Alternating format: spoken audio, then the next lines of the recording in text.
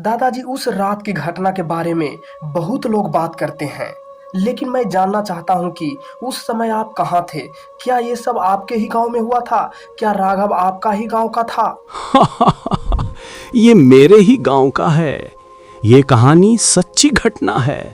राघव मेरा पड़ोसी था। तब तो दादाजी सुनने में और भी मजा आएगा। हाँ बेटा, और डर भी लगेगा।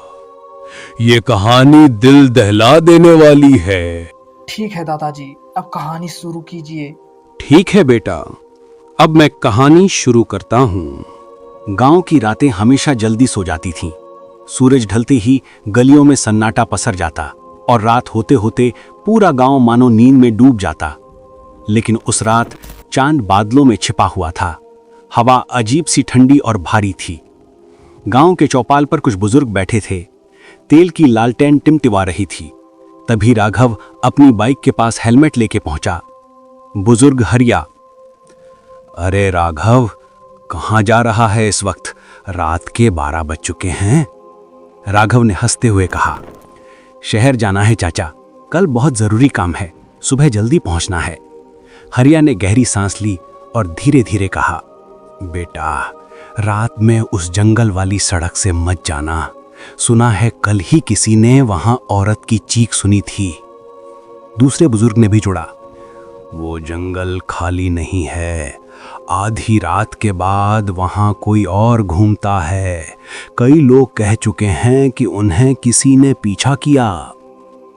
राघव ने मुस्कुराकर बोला, अरे चाचा, ये सब अंधविश्वास है। मैं रोज उसी सड़क से आता जाता हूं, डरने की कोई बात नहीं। लेकिन बुजुर्ग का चेहरा गंभीर ही रहा। उन्होंने आखिरी बार कहा, बेटा, हम तेरा भला चाहते हैं। अगर जाना ही है तो कम से कम मंदिर के बाहर दिया जला देना, वरना जो वहां है उसका ध्यान तुझ पर पड़ जाएगा। राघव ने हंसकर उनकी बात टाल दी, बाइक स्टार्ट की और तेज आवाज में बोला, चाचा, मैं सही सलामत लौट आऊंगा। दादाजी, आप बोल रहे थे कि जब राघव घर से निकला तो बाइक उसी रास्ते पर उसी जंगल में चले गए थे, और जब वहां राघव रास्ते पर पहुंचा तो देखा कि एक औरत रास्ते पर खड़ी है। उन्होंने सोचा कि वह लड़की या वह औरत भटक गई हो। उन्होंने पूछा, आप कौन हो? जब उसने चेहरा दिखाया तो पूरी तरह से जला हुआ था। राघव डर के दूसरी रास्ता बदल दिया था, पर वहां भी वही औरत मिली।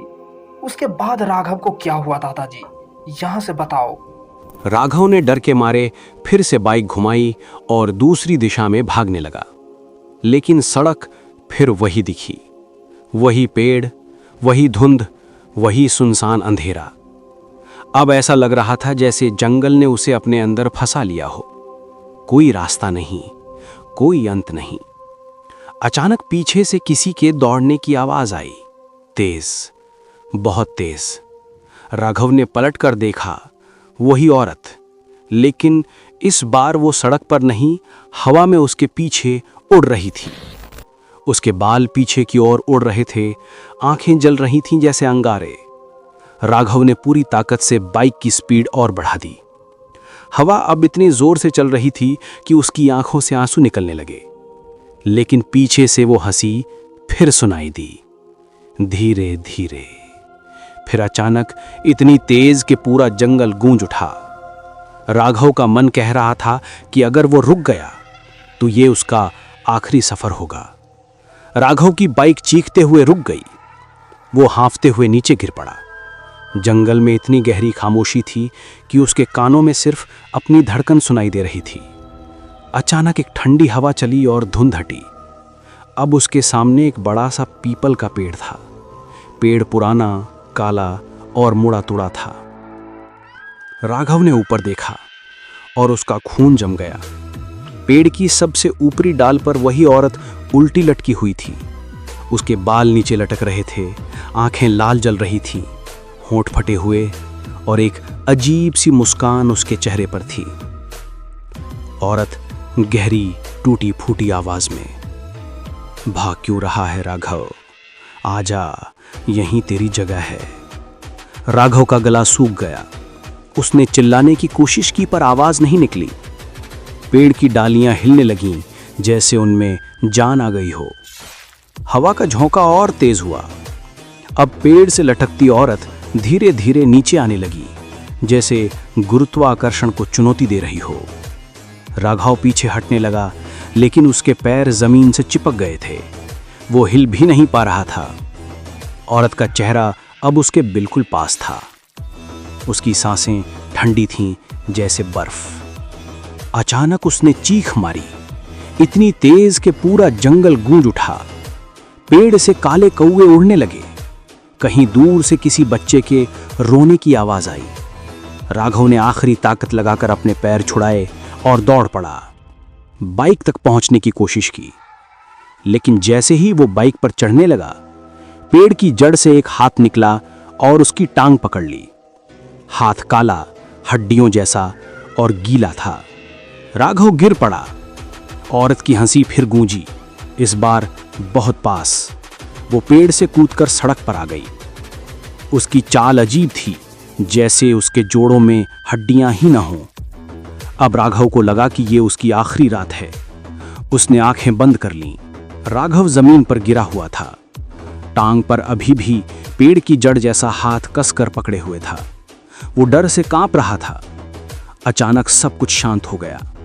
ना पायल की आवाज, ना हवा की सरसराहट, न जानवरों की आवाज। पूरा जंगल मानो समय में थम गया हो। औरत धीरे धीरे राघव के पास आई। उसकी आंखें अब खून से नहीं, बल्कि आंसुओं से भरी थीं। चेहरा पहले जैसा डरावना नहीं था, अब उसमें दर्द था। औरत धीरे धीरे, डर मत, मैं तुझे मारने नहीं आई, तूने मेरी आखिरी इच्छा पूरी करनी है। राघव कुछ समझ नहीं पाया। उसकी सांसें तेज चल रही थीं। राघव कांपती वॉइस में, कौन हो तुम? मुझे क्यों परेशान कर रही हो? औरत धीरे से पास आई, उसका हाथ राघव के सर पर रखा। अचानक राघव की आंखों के सामने अंधेरा छा गया। वो एक अलग ही जगह पहुंच गया। ये जंगल वही था, पर कई साल पहले का। पेड़ हरे थे, सड़क साफ थी और लोग यहां से आ जा रहे थे। राघव ने देखा एक जवान लड़की, यानी वही औरत, इस सड़क से गुजर रही है। उसके हाथ में लाल चुनरी है और चेहरे पर खुशी। वो शादी के लिए जा रही है। तभी पास की झाड़ियों से कुछ लोग निकलते हैं, डाकू जैसे चेहरे, हाथों में हथियार। उन्होंने लड़की को घेर लिया। लड़की चीखती रही, मदद मांगती रही, लेकिन कोई नहीं आया। आखिरकार उन लोगों ने उसे मार डाला और शव यहीं पेड़ के नीचे दफना दिया। राघव के कानों में औरत की आवाज गूंजी, औरत की आत्मा, तब से मेरी आत्मा यहीं भटक रही है। जो भी इस रास्ते से गुजरता है, मैं उसे रोकती हूं। मुझे न्याय चाहिए। मेरी हड्डियां निकालकर शांति से गाड़ दो, वरना मैं कभी मुक्त नहीं हो पाऊंगी। राघव की आंखों से आंसू निकल आए। अब उसे डर नहीं लग रहा था। वो धीरे से बोला, मैं तुम्हारी मदद करूंगा। औरत मुस्कुराई। पहली बार उसका चेहरा शांत दिखा।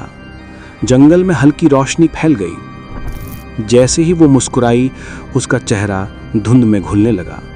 वो पेड़ के पास खड़ी रही और बोली, लेकिन जल्दी कर, रात खत्म होने से पहले। अचानक सब कुछ गायब हो गया। राघव फिर से सड़क पर था। पेड़ वही था, बाइक भी, लेकिन अब जंगल पहले जैसा डरावना नहीं लग रहा था। संध्या का समय था। सड़क पर हल्की धुंध छाई हुई थी। दादाजी, आप बोल रहे थे कि राघव करीबन रात 12 बजे निकला था, तो ऐसे कैसे हो सकता है फिर से संध्या का समय? बेटा, राघव को उसी जंगल में 3 दिन बीत चुके थे, पर उसे पता नहीं चला था। पूरे गांव वाले सोच रहे थे कि राघव उसी जंगल में समा गया। पहले कहानी तो सुन लो। राघव ने अपने बैग में कांटे, चम्मच और एक छोटी लकड़ी की टोकरी रखी। उसका दिल तेजी से धड़क रहा था, लेकिन इस बार डर के बजाय हिम्मत और उद्देश्य था। जंगल में लौटते ही उसने पुराने पेड़ के पास मिट्टी खोदी। हर कदम पर उसे लगता कि पीछे कोई है, लेकिन इस बार पायल की खनक नहीं थी, सिर्फ ठंडी हवा और उसकी खुद की सांसें। जैसे ही उसने मिट्टी खोदी, उसके सामने लाल चुनरी में औरत की आत्मा प्रकट हुई। चेहरा शांत था, आंखों में अब रोशनी थी, डर नहीं। आत्मा धीरे से, धन्यवाद राघव, अब मैं मुक्त हो पाऊंगी। राघव ने झुककर उसकी हड्डियां ध्यान से निकालकर टोकरी में रखीं। हर हड्डी उसकी धड़कन बढ़ा रही थी, लेकिन अब डर नहीं था। जैसे ही राघव ने हड्डियां दफन करने के लिए गड्ढा खोदा, जंगल की धुंध अचानक हल्की रोशनी में बदल गई। पेड़ हरे हो गए, हवा हल्की और सुखद लग रही थी। सुबह की हल्की रोशनी जंगल में फैल रही थी। राघव ने गहरी सांस लेकर जंगल के किनारे पहुंचा। रात भर का सफर, डर और श्राप की घटना अब केवल यादें रह गई थीं। बाइक स्टार्ट की और गांव की ओर चल पड़ा। सड़क अब वही पुरानी सड़क थी, लेकिन डर और धुंध गायब हो गई थी। जंगल का हर पेड़ अब हरा और शांत लग रहा था। गांव पहुंचते ही बुजुर्ग उसे देखकर भागे। हरिया, घबराते हुए, राघव तू बच गया जंगल से? राघव ने धीरे से सिर हिलाया। उसके चेहरे पर थकान, डर और हल्की राहत झलक रही थी। राघव ने, हाँ, और मैं सब कुछ ठीक कराया। उस औरत की आत्मा अब शांति में है। बुजुर्गों ने उसकी बात सुनी और नजरें फाड़कर जंगल की ओर देखा, लेकिन राघव ने देखा पेड़ और धुंध पहले जैसे डरावने नहीं थे, सिर्फ सन्नाटा और शांति थी।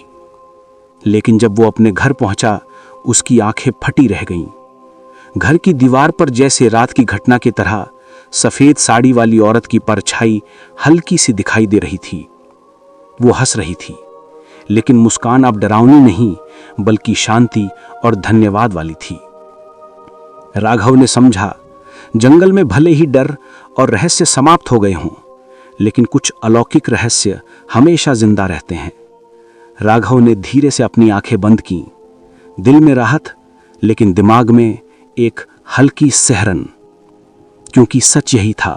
दादाजी, क्या जंगल में अभी भी साया है? हाँ, और राघव को आते समय वही साया ने बोला, हम थे तब बच भी गए, लेकिन यहाँ फिर रात में कभी मत आना, क्योंकि हमसे खतरनाक खतरनाक सायाएं यहाँ भटकती हैं।